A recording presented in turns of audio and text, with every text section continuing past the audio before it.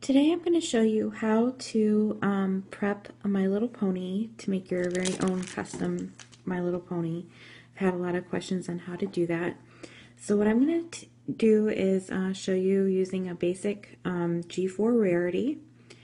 I've already taken off the head. All you have to do is pop it off. Sometimes it gets a little hard to remove, so you might want to stick it in a cup of like boiling hot water.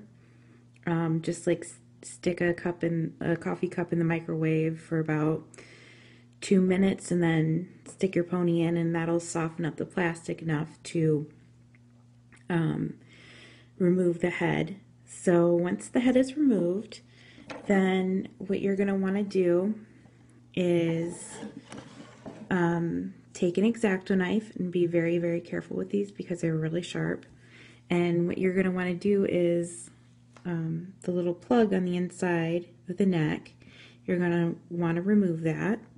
So you just go along the edges of the plug, and I've noticed that these newer ponies with the white plugs on the inside, the plugs are a lot harder to get out.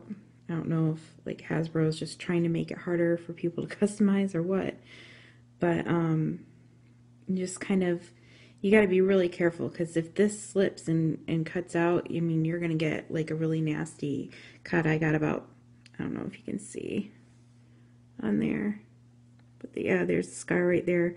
It was 4 inches or 4 stitches across, and pretty deep.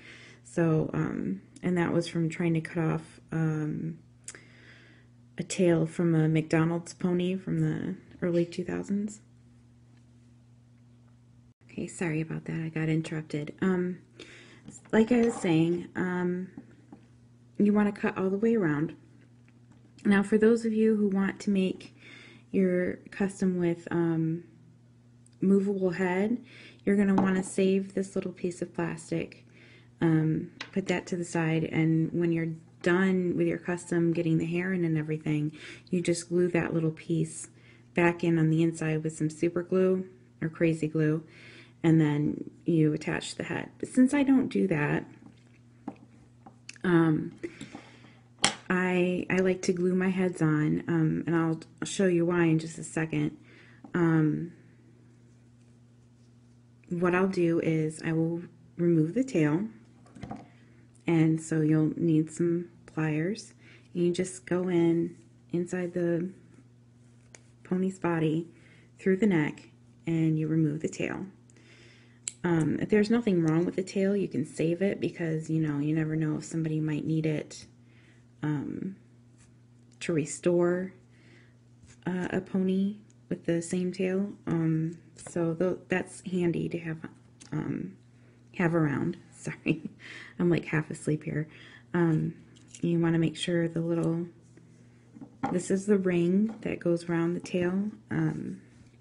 If you see, here is the metal part that keeps the hair in place, and then it goes through the ring, and it just kind of holds it and keeps it from coming out. Now that the tail's removed, and the head's off, I'll show you why I don't use a little plug. See, if you look in Rarity's head, you'll see that the hole is just big enough to go over that little plastic round piece, and keep it in place so that it can be turned. But this makes it harder to get the hair out. So what I like to do is take an Exacto knife, like I've done here, and just remove the inner hole so I can get at the hair easier. Now you take the pliers to remove the hair. You want to cut the hair off with a pair of scissors before you start removing the hair, because it makes it easier to pull the hair through. And don't worry, she's going to get new hair. For those of you who are going to be upset at her hair getting cut, She'll get all brand new pretty hair from Retro Dolls US. And so there. And that's what it'll look like before you start yanking it out.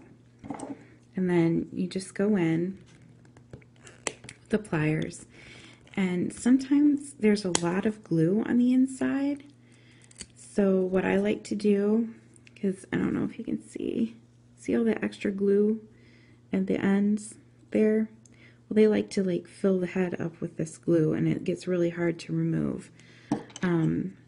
So again, what I'll do is I'll just stick a coffee cup full of water in the microwave for about 4 minutes, and then I'll just put the pony head inside, and it will melt the glue, and the hair will come out really super easy, and then it will be all ready for you to put new hair in.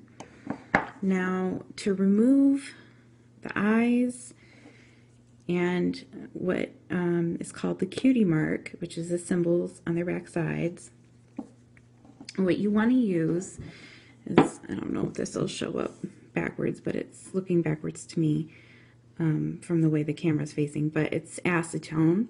It's the brand I'm using is Clean Strip, and it's from Home Depot. This size is 1 quart, and this has lasted me, I mean, it's still about, maybe about to here full, and I've had it for 2 years. But you got to be careful with that because you're going to get, as you can see, rusting on the bottom. Now this is extremely flammable. It will cut through finishes. So like if you're working on a nice dining room table like this, you got to be careful. I would lay some stuff down to protect it, or you know, you're going to get some pretty angry people if you live with someone else. Like if you're younger and you have parents, you don't want to get in trouble. But anyways, what you want to use is acetone. Never ever ever use nail polish remover.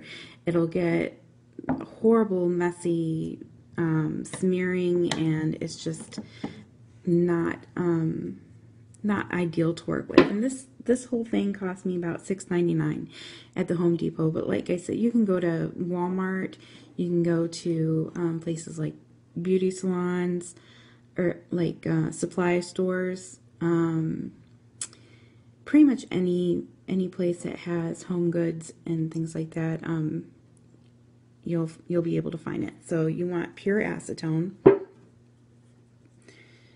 And what I'm going to do is I'm going to take this Q-tip that I have sitting here, and I wet it with the acetone, and you just take it around the eyes, and it removes it really nicely, just like that. So, and it doesn't smear too much. I mean, you'll have to go over it a couple times to get it completely off, but it just comes off really nicely. And what you want to do after you're done removing it is I don't know, it's kind of a glare there.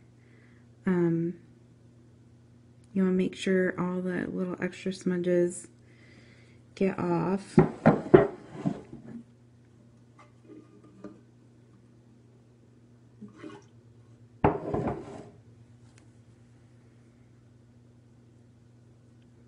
And then you want to kind of wash it off because you don't want to leave it on the plastic, or if you were to do like an acetone bath or something for the ponies, it will melt the plastic if you use too much and too long, have it on there too long.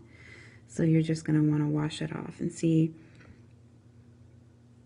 it's come off really easily and nicely without too much of a mess with smearing. And let's see, I remove cutie marks, everything from scratch. If you want the pony to be a different color, there's a few things that you can do. You can dye the pony, which I would suggest only doing that if you're doing like a long-term project, because you need to really let that dye set for at least a year. That's what Josh's Pony Princess suggests, one of my friends who is like pretty much an expert in pony dyeing. That way it ensures that there won't be any, like, any fading will be done, and it won't bleed through any of the paint that you'll use on your pony.